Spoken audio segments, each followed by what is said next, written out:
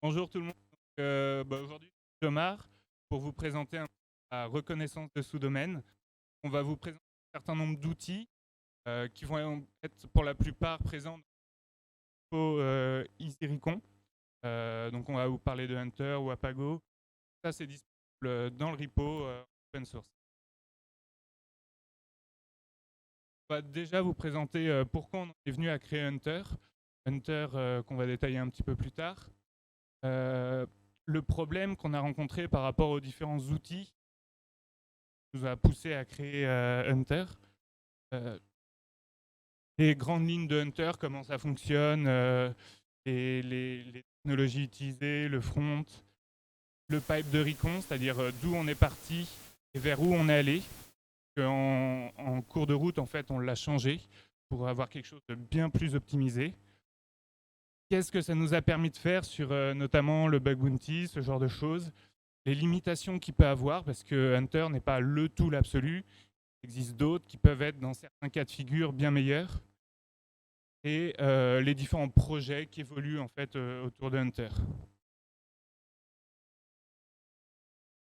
Donc bonjour à tous. Donc pour moi, Jomar, je suis Research Engineer chez Tinable. Dans les grandes lignes, je travaille sur le scanner de vulnérabilité web. Absolument rien à voir avec Net. Et donc moi c'est Rizao, donc je travaille chez BZHunt en tant que hacker éthique et je fais principalement tout ce qui va être test d'intrusion interne, externe, WAN. Et en parallèle de ça, je fais aussi, mais il l'a pas dit, Bug Hunter, on n'en serait jamais venu. Donc pourquoi est-ce qu'on a fait Hunter? À la base, en fait, on a vu un à se développer, je crois que c'était en septembre 2000, quelque chose qui s'appelait Rangine.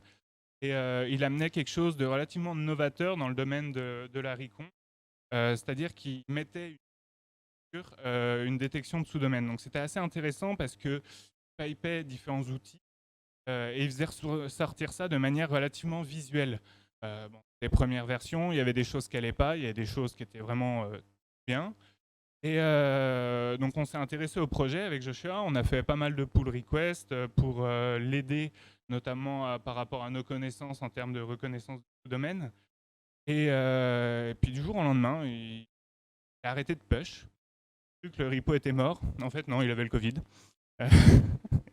Et donc du coup, il a eu le Covid quand même relativement longtemps, ce qui fait que nous, de notre côté, on a eu le temps de faire évoluer le repo un petit peu et puis de mettre le doigt sur des choses qui ne nous correspondent pas forcément, qui ne correspondaient pas forcément à la manière qu'on avait de faire de la reconnaissance de sous-domaines.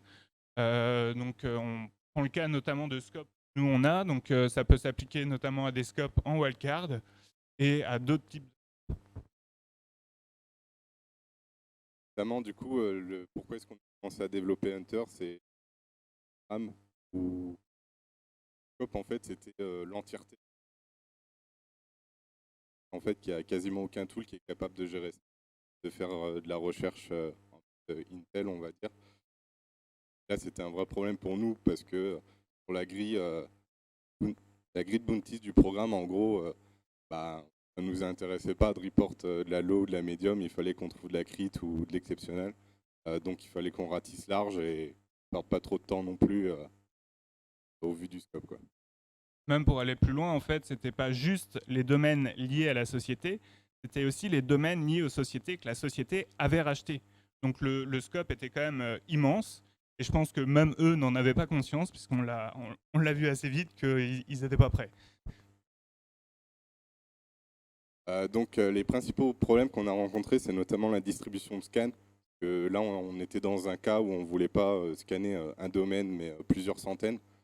Euh, donc, euh, Notamment si vous utilisez Hamas, personnellement je trouve que c'est un des meilleurs outils de reconnaissance. Vous ne pouvez pas lancer deux Hamas en même temps sur la même machine.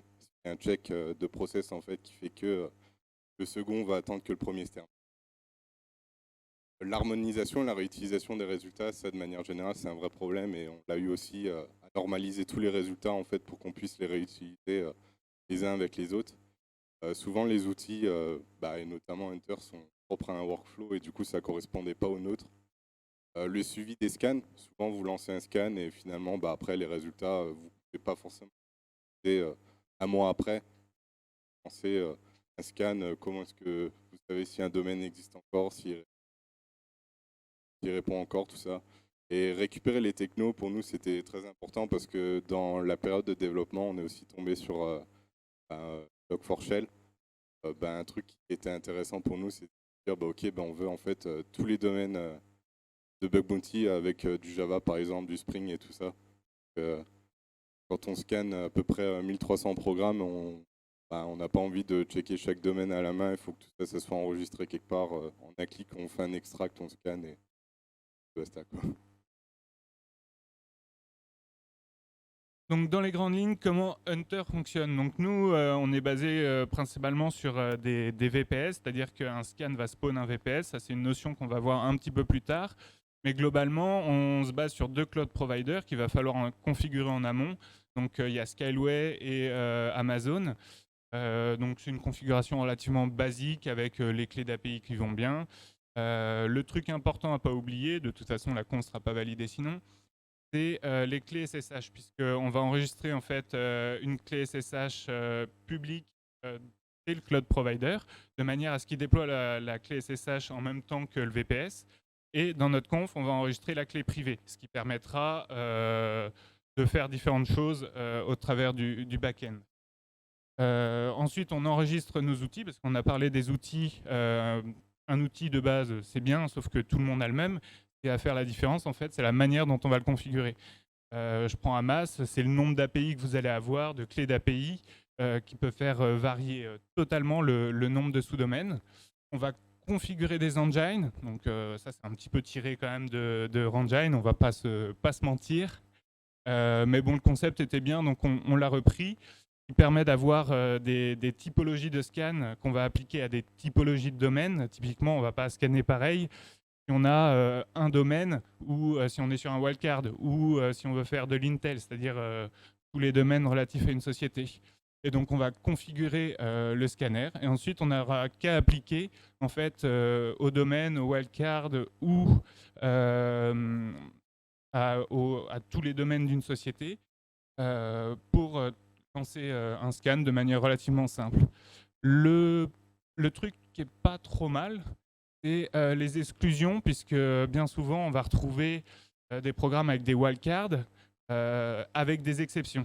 C'est-à-dire, on va retrouver tous les domaines qui commencent par, je dis un domaine au hasard, Abo, par exemple. Si on voit que tous les domaines avec des CDN, il y a CDN dedans, est-ce que ça vaut vraiment le coup de scanner un bucket?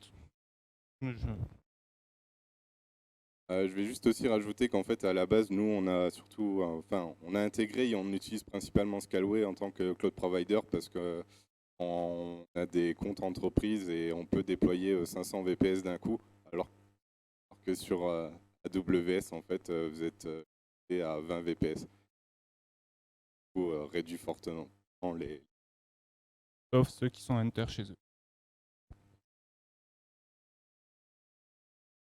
Donc ça, c'est le pipe de Recon qu'on a utilisé dans Hunter dans la première version. Donc en gros, on avait Hamas qui, au travers également du script engine et d'autres outils comme Subfinder, FindDomain, Asset Finder et d'autres outils. Derrière, on vérifiait que tout ça, c'était de live au travers de PureDNS qui du coup va checker en fait si chaque sous-domaine répond bien ou en tout cas y est accessible. Quoi. Derrière, on effectue un scan de port de chaque domaine. Pourquoi? Parce qu'en fait, on s'est rendu compte que beaucoup de gens dans leurs outils lancent HTTPX avec tous les ports. En tout cas, par exemple, une centaine de ports. Nous, on trouvait ça plus optimisé de d'abord faire un scan de port. Et en fait, pour chaque domaine, on vérifie les ports détectés du sous-domaine sont accessibles en HTTP, HTTPS. Du coup, après, le check, ça évite de perdre beaucoup de temps là-dessus. On utilisait GoWitness pour faire les screenshots et derrière Wapalizer pour récupérer les technologies et les versions. J'en profite pour rebondir. Wapalizer, il y a une notion très intéressante que peu de personnes connaissent, c'est la notion de code CPE. En fait, Wapalizer va être capable de vous identifier les technos Pour le contexte d'ailleurs, là c'est la CLI de Wapalizer qui est disponible, c'est-à-dire qu'il n'existe pas que le petit plugin, il existe aussi une version en ligne de commande codée en Node.js. Pas ouf, mais ça fait le taf. Toujours est-il que Wapalizer vous retourne le code CPE. Le code CPE est vachement intéressant parce qu'il va vous permettre d'identifier une techno de manière unique.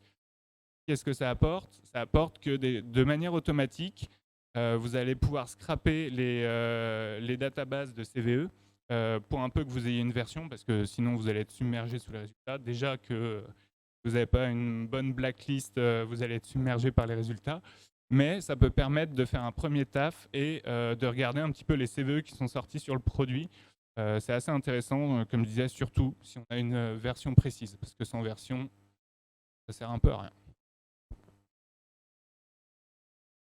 Du coup, les défauts globalement qu'on a pu rencontrer dans les pipes de Recon, c'est que plusieurs scans aboutissent à un ban de WAF, notamment pour beaucoup de solutions en fait, qui ne font pas de distribution de scans. Si vous êtes banni un premier coup sur un Cloudflare, un Akamai, en gros tous les scans suivants peuvent être bannis.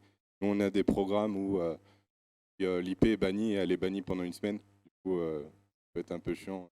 Vous avez rien à faire. Les problèmes de mise à l'échelle, on disait avant, notamment avec la redondance de call HTTP, on l'a déjà premièrement résolu en évitant de faire des calls HTTP sur un domaine où le port n'est pas ouvert. Et du coup, la CLI Wapalizer n'est pas multithread, sauf si c'est Wapalizer Core, mais on n'a pas développé le projet en Node et on ne le développera pas en Node.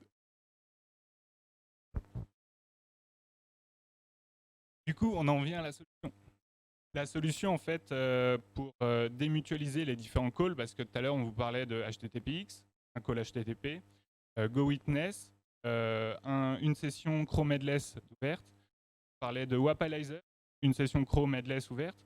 Mais tous ces sont géniaux, sauf qu'ils font tous à peu près la même chose et ils ne réutilisent pas les résultats du précédent tool. Donc au final, on perd des ressources, on perd du temps. Et en fait, on a voulu solutionner ça en créant Wapago, qui permet de mutualiser en fait tout ce pipe de Recon qui est derrière Hamas, parce qu'on n'a pas la prétention de recoder Hamas, qui fonctionne déjà très bien. Et au final, tout ce que font les outils après est plus ou moins simple. J'entends par exemple, le plus dur, c'est avec Wapalizer, mais vu qu'il est open source, il laisse accès en fait à toutes les JSON de détection de techno. Donc on peut tout à fait le recoder, et c'est ce qu'on a fait. Donc dedans, on a une détection de techno qui est avec un Chrome headless, qui est relativement optimisé dans le sens où il ne va pas spawn un Chrome par domaine, il va spawn un Chrome et ensuite il va gérer les onglets. Donc du coup, ça fait toujours ça en moins comme ressource à consommer. Et du coup, il va avoir une détection de technologie assez performante puisqu'on va se rapprocher de ce que ferait le vrai Wapalizer avec toutes les technos détectées et ses faux positifs. Et notamment au niveau des calls HTTP, pareil, ils sont mutualisés. Ils sont utilisés à la fois pour regarder, par exemple, si le domaine sert bien des ressources en HTTP, HTTPS. Et si c'est le cas, ça va être repris pour être analysé vis-à-vis des technologies. Ça fait que, pareil, on limite le nombre de calls. Et donc, en termes de technique d'analyse de technologie, on va utiliser des calls DNS dans le DOM. On va directement aller exec du JS dans le DOM pour voir les résultats. Par exemple, si cette variable utilisée, c'est qu'il y a 7 technos, les headers, bon, classique, PHP 7.3.3, le HTML, les balises, les sources des scripts et les URL. Ce qu'il faut savoir, la grosse galère dans tout ça, c'est que le Go, c'est quand même un langage qui est relativement typé. Le Node ne l'est pas et ça se ressent vachement au travers des regex Wapalizer, puisque une entrée, en règle générale, peut être une string, ça peut être un tableau, ça peut être un objet, ça peut être un tableau d'objets. Donc c'est un petit peu galère, mais une fois qu'on a dépassé ça, ça marche plutôt pas trop mal. Donc du coup, ça c'est le nouveau pipe de Recon qu'on a depuis la version 1.6. On a Hamas et derrière Wapago. Là, au cas où on vous présente le pipe dans les grandes lignes, il y a Le mode Intel qui n'est pas présenté, il peut y avoir des permutations, par rapport aux paramètres de scan. Ce qui nous a aussi poussé, là où j'ai poussé William à faire Wapago, c'est qu'en fait on commençait à ouvrir des dizaines et des dizaines d'issues sur tous les projets qu'on utilisait. Ça devenait insoutenable. Dans Wapalizer, on avait des problèmes qu'on ne pouvait pas résoudre parce que tout le restait bloqué. C'était un défaut de conception, il fallait changer trop de choses en fait dans le projet. Et pour ça en fait William a développé Wapago, mais et on utilise beaucoup de libs de projets existants, notamment HTTPX et Naboo. Je dirais même Project Discovery en règle générale, puisque on ne le voit pas forcément, mais dans tous les outils de Project Discovery, en fait, ils utilisent leur base de lib. Et il y en a certaines qui sont très bien. Par exemple, on n'a pas parlé de ça, mais il y a une certaine logique derrière. Par exemple, si vous scannez un domaine qui est hébergé qui est détecté comme étant du Cloudflare ou autre content provider, on va se dire automatiquement que ça ne sert à rien d'aller scanner 10 000 ports dessus parce que de toute façon, on va avoir des faux positifs. Et donc ça, le tools va le gérer en automatique via une lib justement de Project Discovery où il va se dire attends, je sais que c'est un content provider. Et donc du coup, je vais juste aller sur le 80 443, on s'arrête là, peu importe les ports qui ont été donnés par l'utilisateur. Et donc ça fait partie des petites optimisations cachées qu'on peut trouver et qui seront disponibles en fait dans HTTPX, mais malheureusement pas forcément utilisées. Voilà. Et bien entendu, comme j'aime bien les CPE, il y a les technologies, les versions et les CPE. Sous le capot, du coup, on a développé l'API avec Ruby on Rails. Pourquoi? En fait, quand on a commencé le projet, je faisais un peu de Ruby. Et en gros, je voulais un framework qui évolue pas trop vite. Rails était le bon choix. Que je connaissais pas Rails. Et avant d'apprendre Rails, j'ai développé le back-end. Aujourd'hui, on commence à avoir des limitations de conception parce que le code est en fait trop crade. Donc on en reparlera un peu plus tard sur les améliorations qu'on peut faire sur ça. Mais en gros, aujourd'hui, on doit avoir un peu plus d'une centaine de routes dans le projet pour gérer toutes les différentes fonctionnalités. Il y a quand même pas mal de choses en dehors de la récon qu'on vous présentera après. Et, voilà. Donc au-delà de tout ce qui va être lié au domaine, en fait, tout ça pour nous s'intégrer dans un contexte de bug bounty. En fait, c'est ce qu'on a voulu mettre en avant au travers du back-end, mais ça se verra forcément plus dans le fond. Et donc on trouvait relativement intéressant en fait, maintenant qu'on était connecté à une plateforme de bug bounty, de pouvoir en sortir les programmes parce que il faut bien les scanner, mais aussi les stats, les rapports et ce genre de choses. Faire des graphiques un peu, voir à quel point on est performant ou pas. Et voir un petit peu quel type de... Si on a plutôt des rapports ouverts, pas ouverts, combien on a gagné ce mois-ci, au total, ce genre de choses. Et qui plus est, pour ceux qui chassent sur Integrity, ils le voient bien en fait, à partir du moment où vous avez une micro-entreprise, vous êtes obligé de facturer Integrity. Sinon, c'est pas légal, hein. Moi, je vous le dis. Mais du coup, vous êtes obligé de facturer Integrity, et contrairement à YesWeHack, Integrity ne fournit pas de facture, donc c'est à vous de la faire. Et c'est là que c'est chiant parce que du coup, si on est obligé de mettre sur Excel à chaque fois tous les bugs, machin, c'est une galère. Et donc, du coup, à la base, on avait un petit truc, un tool codé à part pour faire les factures. Et là, vu qu'on intègre les plateformes de bug bounty, YesWeHack, Integrity et HackerOne, en fait, c'était l'occasion de le faire. Donc, on l'a fait au passage. Il suffit de sélectionner 2 dates et on peut sortir directement une facture prête à être envoyée chez Integrity pour être payée. Qui est compliant avec toutes les règles EU notamment. Parce qu'on s'est rendu compte en fait en cherchant des modèles que même payants, souvent leurs trucs sont beaux mais sont pas. Et la petite ligne qui dit qu'on n'est pas sujet à la TVA parce que je ne sais pas si certains d'entre vous sont assujettis à la TVA, mais en fait, comme c'est pas en France, on n'est pas assujetti à la TVA et donc ça ne s'applique pas. Donc dans le front-end, ça va se présenter un peu comme ça. Donc on va avoir tout d'abord les différentes informations sur les programmes qu'on peut retrouver. Donc là, on va retrouver les différents programmes. Quand sur l'œil, vous ne le voyez pas, j'ai mis le screen, mais du coup, on va retrouver les différents scopes, qu'ils soient en wildcard ou pas. Et là-dessus, il y a eu un gros travail de fait par Josh, notamment pour la normalisation des scopes, parce que c'est une galère. Des fois, il y a étoile.domaine.net, c'est facile à comprendre. Des fois, il y a étoile.domaine entre parenthèses .net, .fr séparé par un pipe, donc déjà plus galère. Et quand on fait l'agrégat avec toutes les plateformes de bug bounty, leur manière d'écrire les scopes, on s'aperçoit qu'au final, c'est une vraie galère. Et je crois que ça n'a pas été simple à tout unifier. Et c'est pas encore terminé. Et donc après, il suffit de sélectionner son scope sur lequel on veut lancer et sélectionner les regex d'exclusion et on le lance. Et le process derrière vous sera expliqué par Josh un peu plus tard.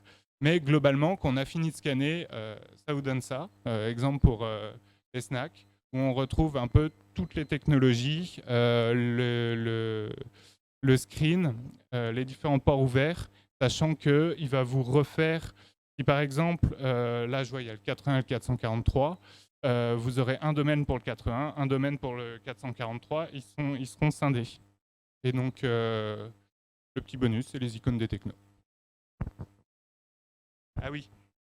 Et du coup, ce que disait Josh, ce qui n'est pas forcément optimal, c'est les limitations des cloud providers. Chez Scaleway, de base, si vous ne faites pas de demande au support et que vous n'avez pas un passé de facturation, en fait, ils ne vous autoriseront pas forcément à spawn plus de 20 VPS.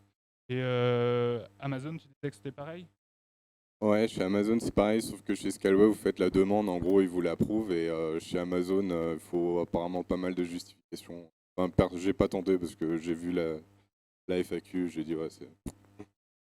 Et du coup, chez Scaleway, on peut facilement passer à 100 et en termes de rapidité de scan, du coup, on peut paralléliser de manière assez importante. Je sais que au tout début, on avait essayé de scanner à peu près tous les programmes et ça n'avait pas pris tant de temps que ça sur la majorité des programmes. Bon, il y a des gros programmes et c'est pour ça d'ailleurs, on n'en a pas parlé, mais pour les programmes un petit peu plus gros, en fait, dans la configuration de l'engine, on a laissé le choix sur l'instance qui était spawn, parce que forcément, plus l'instance est grosse, plus vous payez. Mais d'un autre côté, vous voulez scanner Yahoo, vous n'allez pas lui mettre un VPS 2 corps de giga de RAM. C'est pas compatible. Sous le capot, en gros, dès que vous démarrez un scan, en fait, vous avez un VPS qui est mis en route et celui-ci est démarré en fait directement avec un fichier Cloudinit. Donc pour ceux qui ne connaissent pas, en gros, c'est un petit fichier de configuration avec tout un tas d'instructions à effectuer lors de l'installation. En gros, ça permet directement de déployer tous les tools nécessaires. Dès que l'instance est prête, en fait, votre instance center va se connecter en SSH dessus et lancer le script de scan. Donc celui-ci, on a essayé de le faire modulaire au possible pour ceux qui veulent modifier ou s'en inspirer. En gros, chaque outil est déclaré dans une classe. Donc vous déroulez le script de Recon, ça va lancer Hamas. Hamas est dans un fichier bien spécifique. Donc si maintenant vous voulez modifier un outil, l'ajouter, en gros vous avez simplement ajouté une nouvelle classe ou supprimer une classe. Et pour le coup, je pense assez modulaire et facile à modifier. Du coup, effectivement, ils n'étaient pas prêts. Hein. Non, globalement, on a du push. Donc on n'a pas arrivé à retrouver les screens, mais on arrivait, comment dirais-je, à flood les derniers rapports. Il n'y avait que nous dans les derniers rapports du programme, sachant que c'est sur au minimum 20 lignes. On a du push, je dirais entre 50 et 60 rapports, avec peut-être un ou deux en médium, quelque chose comme ça. D'ailleurs, c'était assez marrant parce qu'au fur et à mesure qu'on soumettait sur des domaines qu'ils n'avaient pas conscience que le domaine était dans le scope, excluait du scope. Du coup, on essayait de faire des batchs pour soumettre d'affilée pour pas qu'ils nous ferment le scope et que tous les rapports soient pris en compte.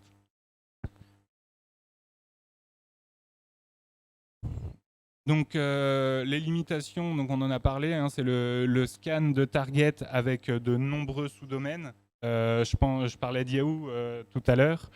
Donc là, il va falloir spawn des grosses instances. C'est peut-être pas le plus optimum parce que ça reste même si les scans en eux-mêmes sont parallélisés, à l'intérieur du scan, le pipe de Recon, lui, ne l'est pas forcément. Il y a d'autres alternatives qui sont plus pertinentes pour ça. Comme on disait au début, je pense qu'un pipe de Recon doit correspondre à la personne qui l'utilise. Donc, n'hésitez pas à reprendre des projets, à coder vos propres pipes de Recon, à faire vos tests. Il existe de nombreux comparatifs très pertinents sur le sujet. Donc voilà. Sur l'extract des scopes, on vous a parlé des différents problèmes, notamment au niveau de la normalisation des scopes. Donc ça, c'est encore un sujet qui est en cours. Et toutes les données pour un programme, donc extraire tout. Dans un monde idéal, on arriverait également à exclure tout ce qui est hors scope. Malheureusement, les plateformes de bug bounty ou les programmes, je ne sais pas trop, ne les mettent pas forcément en tant que tels et les mettent dans des blocs de texte qui les rend impossibles à détecter au final s'il n'y a pas de paragraphes séparés. Donc ça, c'est peut-être un petit peu dommage. Donc comme je disais, il existe d'autres alternatives. Oui, donc au final, on vous a fait une présentation sur un outil, mais nous, on vous encourage plutôt à développer le vôtre pour qu'il corresponde mieux à votre workflow. Après, effectivement, si vous voulez utiliser le nôtre, vous êtes le bienvenu. Il y a Renjine en alternative, sur lequel on s'est beaucoup inspiré à la base, étant donné que on peut développer sur l'outil. Il y a aussi Osmedeus, qui fonctionne un peu de la même manière que Hunter, avec des scans distribués. Renjine, Osmedeus propose des solutions plus complètes dans le sens où ils vont essayer de faire un peu du scan de vuln, etc., avec Nuclei, des patterns JF, etc. Nous, on ne le fait pas. On a intégré Nuclei, mais honnêtement, on préfère vraiment se concentrer sur la Recon et on vous présentera aussi sur la slide d'après pourquoi. Il y a Recon for the Win qui est un outil CLI, donc avec pas de UI pour le moment, mais je trouve que c'est celui qui. Enfin, en tout cas, c'est un de ceux que j'ai testé qui fonctionne le mieux parce que le mec teste les tools et au lieu d'intégrer un outil en se disant bah il est bien, lui, je sais qu'il teste ses outils, quoi. Du coup, au travers de Hunter, on a développé plusieurs projets qui ne sont pas tous open source, notamment Wapago qui du coup fait partie intégrante de Hunter. Derrière, on a développé également un fingerprinter actif, en gros qui, notamment par exemple dans Wapalizer, vous ne pourrez pas détecter un Tomcat Manager. Donc, ça, typiquement, nous, on a une solution pour le faire. À la période Log4j, j'ai également créé un wrapper autour de Interact SH, enfin une gem Ruby. En fait, c'était pour la détection out of band sur du Log4Shell. Il y a un autre projet qui est en cours de développement. Ça, on n'a pas spécialement prévu de le rendre open source pour le moment, mais en fait, c'est une solution qui est du coup un peu plus active. Et c'est pour ça qu'on préfère se concentrer vraiment sur la Recon, sur Hunter. Et derrière, avec notre solution EasyScan, c'est vraiment faire des choses un peu plus agressives et faire de l'automatisation. Il y a également ScopeDB où en fait, en gros, ça nous sert de base pour, en gros, en fait, on a recodé Hunter, tout le backend Hunter, et ça marche beaucoup mieux. Toujours en Rails par contre. Et voilà. Pour les améliorations à venir, du coup, sur toute la gestion des cloud providers, je me suis rendu compte que c'était un peu galère, notamment de savoir si le VPS était bien up et prêt à lancer un scan. Pour gérer ce problème, j'ai créé une autre librairie qui s'appelle SRV Manager, donc en gros qui permet de gérer les instances VPS de Hunter, au cas où c'est pas une alternative à Axiom, pour ceux qui connaissent le projet. Actuellement, j'ai seulement intégré Scalway. C'est pour ça qu'en fait, la lib n'est pas encore présente dans la version d'aide de Hunter, mais je le ferai quand j'ai du temps. Le code cleaning, ça, comme je vous disais, c'est un gros problème actuellement de Hunter, c'est qu'il y a des choses qui sont assez difficiles à modifier, notamment en fait, le contrôleur qui permet de lancer les scans, il fait 300 lignes, c'est une horreur. Dès que je dois modifier un truc, je suis en sueur avant d'ouvrir le fichier. On veut intégrer quelques configurations complémentaires, notamment le fait de pouvoir une wordlist pour les permutations. Et, faire encore des améliorations sur la recharge de scan Intel avec le reverse NSLOOKUP, parce qu'on a vu qu'il n'y a aucun tool qui le faisait. En fait, le gros problème du scan Intel, c'est que si on se base sur des API tiers, souvent en fait, c'est des produits qui sont très chers. Et le but, c'est pas de dépenser plus d'argent qu'on en gagne. Donc, faut trouver le bon équilibre pour ça, et c'est encore en test. Parce qu'à l'heure actuelle, je reprends un petit peu la partie Intel. À l'heure actuelle, en fait, la solution qu'on avait trouvée, c'était de faire passer tout simplement déjà dans un premier temps un MAS en mode Intel. Bien, il sort beaucoup de sous-domaines, dont beaucoup qui ne sont pas du tout liés à la société qu'on recherche. Et donc après, la technique, c'était le filtrer avec le WHOIS, de chercher un mot-clé spécifique en fait dans le WHOIS pour se dire, bah voilà, ce domaine, il fait bien partie de la société. Donc selon le mot-clé, il y a plus ou moins de ratés, mais ça sera toujours beaucoup plus filtré que juste le Hamas Intel. C'est pour ça que la partie NSLOOKUP peut être vachement intéressante, et notamment vachement intéressante pour la partie filiale. Si on peut imaginer qu'ils partagent une infrastructure, on peut imaginer également qu'ils partagent des serveurs de nom, qu'il y ait par exemple Toto.fr qui soit sur le même name server que Titi.fr. Et dans ces cas-là, on est capable d'associer ces sociétés à la seule condition que le name server soit pas celui d'OVH, parce que là, on va se retrouver avec le monde entier. Pas possible. Au cas où, en termes d'idées, ça nous prend beaucoup plus de temps en fait de tester les outils, à trouver les bonnes options, les tweaks, fixer les bugs, qu'en fait en termes de développement. C'est pour ça aussi qu'on vous encourage à développer vos propres tools et pas forcément d'utiliser des existants, parce que essayant de recoder quelque chose, vous allez vous rendre compte qu'il y a des problèmes dans ce qui existe. Et juste, je vais clôturer avec une petite fonctionnalité dont on n'a pas parlé. Si vous faites du hunt, en fait, généralement, il y a une communauté. Ce que je veux dire, c'est que c'est rare que vous soyez tout seul sur votre programme en wildcard. Et donc, du coup, il y a une fonctionnalité qu'on a intégrée qui est, je trouve, vachement intéressante. C'est la mutualisation des scans. Alors, qu'est-ce que c'est? En fait, tout simplement, c'est de se dire, si mon pote, il a scanné le domaine, je le ferai. Lui, il a les données. Enfin, ça lui coûte rien de me les filer, quoi. Et donc, c'est ça, c'est cet esprit de lien mesh entre les instances, pouvoir partager les recons qui ont été faites. Et donc, c'est plutôt pas mal, tout en sachant qu'il faut garder à l'esprit que ça vous fait économiser du fric, puisque, bien entendu, quand vous spawnez une instance, c'est pas gratuit, c'est pas cher, les plus petites instances, mais c'est pas gratuit. Et donc, du coup, on peut imaginer se partager des scopes immenses comme ça, et après faire une synchro de data pour obtenir toutes les données. Sans compter le mode Intel, pour scanner 1300 wildcards, il m'a fallu à peu près 2 jours, et ça coûte en gros une 50aine d'euros.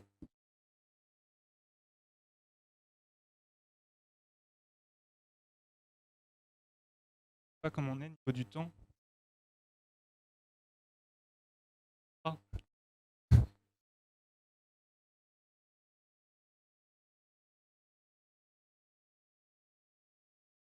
Du coup, ça ressemble à peu près à ça, Hunter. À peu près à ça, donc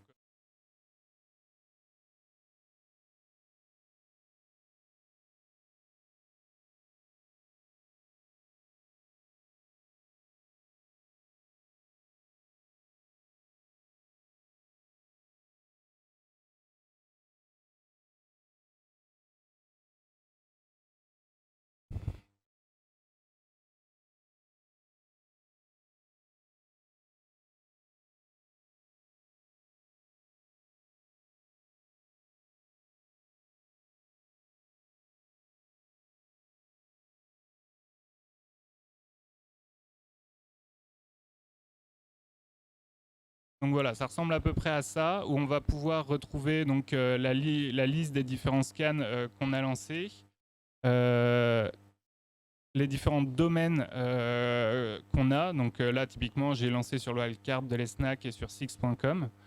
Donc les vulnérabilités, là en l'occurrence, il n'y en a pas. Comme je vous disais, il y a une notion qui est assez intéressante, c'est celle des coûts. Donc c'est bien, ça me coûte de l'argent, mais perso, je veux pas que ça me coûte 150 balles à la fin du mois et que je l'ai pas vu venir, quoi. Donc c'est pour ça on a une notion de surveillance des coûts et là bah voilà, on voit à peu près combien les scans m'ont coûté. Donc on le voit maintenant, mais il y a aussi un estimatif de coût parce qu'en fait quand il y a un serveur qui est up, dans la catégorie serveur qui est là, voilà, j'ai un serveur de up. Bah, typiquement, on est capable de down directement le serveur depuis la plateforme pour se dire ouais, là, c'est bon, il m'a coûté suffisamment, il y a un problème, ou le VPS que j'ai spawn, il était peut-être un peu petit par rapport au scope. Et c'est possible du coup de le down directement ici. Donc voilà, une notion assez intéressante. Je vais pas vous montrer les stats parce que du coup, c'est pas synchronisé. Et sinon,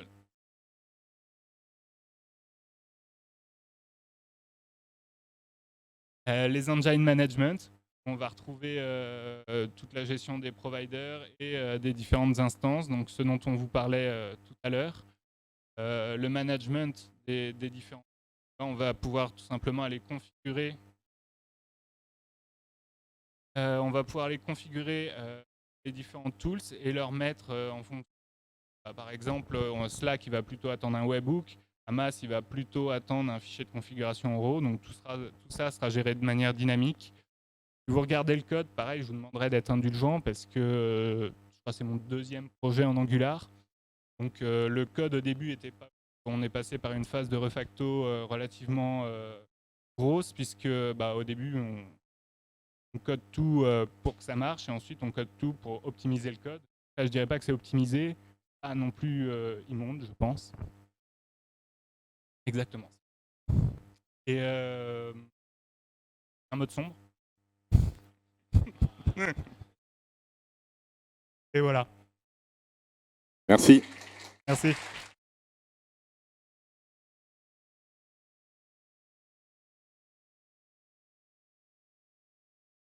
Est-ce qu'il y a des questions peut-être?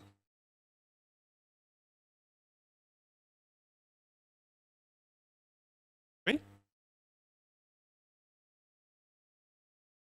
Alors combien de temps il y a eu entre le moment où on a commencé C'est une excellente question. Je dirais, on a commencé. En fait, Hunter, le projet au nom Hunter, en gros, ça fait un peu plus d'un an, mais avant, on avait en gros chacun notre propre solution qui faisait à peu près la même chose. Du coup, c'est pour ça qu'on a recodé Hunter, c'est ce qu'on faisait. Avant ça, du coup, on utilisait HyperEngine, et aussi nos propres scripts de POC. Et en fait, ça prend un temps monstrueux de tester les outils parce qu'à chaque fois, il y a des nouveautés, etc. En ce moment, ça commence un peu plus à se calmer, notamment avec Project Discovery qui sont un peu devenus la norme sur la Recon et Hamas. Et en gros, je pense depuis le début, on teste des outils, ça doit faire un peu plus de 2 ans. Sachant que ça prend du temps, pourquoi de tester? Parce que direct, vous lancez sur un wildcard, si vous voulez avoir un échantillonnage relativement significatif sur des trucs à la con, hein, la détection de techno, sur est-ce que les screenshots ils sont bien faits systématiquement, mais sur plein d'autres cas de figure, vous n'allez pas scanner avec 3 domaines. Du coup, forcément, le moindre scan, 2 et 3 heures, à chaque fois, une erreur, ça repasse par la type de. Ça prend énormément de temps. Comme disait Josh, il y a plus de temps de scanning que de code. Oui, après, on n'a aucun unit test ni sur le front ni sur le back. Mais là où on a porté beaucoup d'attention, c'est si un scan est lancé, il faut absolument que l'instance se coupe. S'il y a un problème pendant le scan, parce que sinon votre serveur continue à tourner, ça vous coûte de l'argent. Après, il y a forcément des problèmes inhérents à d'autres outils qu'on ne peut pas résoudre. La dernière issue qu'on a ouverte, en gros, c'est dans Hamas, où si vous utilisez la clé d'API de KO, de KO, en gros, en fonction du domaine, si le domaine est trop gros, ça fait planter Hamas. Et du coup, ça, malheureusement, c'est des cas qu'on ne peut pas trop gérer, quoi. Peut-être d'autres questions Oui.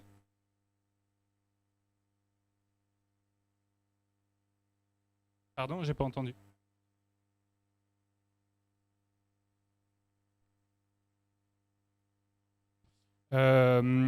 Alors peut-être que je m'y connais pas suffisamment en Go. Moi, je sais que j'ai repris en fait, j'ai tout simplement fait des switches en fonction de la typologie pour avoir une data sûre, dans le sens où un des pires trucs qui peut arriver, vous avez spawn un VPS et Wapago, le truc qui est censé faire la moitié du taf, bah, en fait, il crache.